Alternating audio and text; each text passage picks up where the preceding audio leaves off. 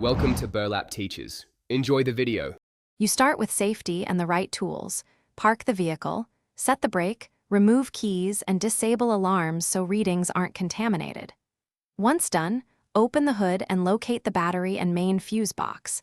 Make sure you have a multimeter rated for DC amp readings, a fused test lead, and a wrench.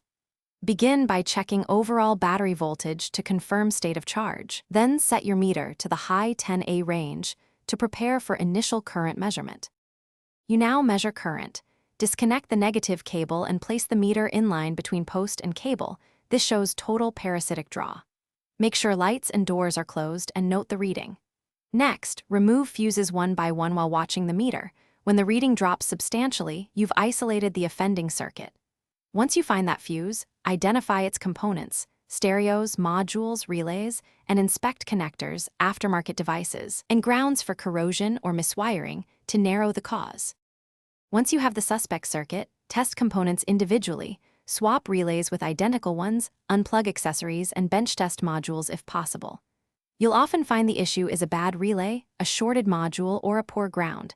Clean corroded grounds, repair chafed wires, and replace faulty parts. After each change, remeasure the parasitic draw to confirm improvement. If the draw won't drop, make sure to check voltage drop across fuses and connectors. And if needed, use a fused test light.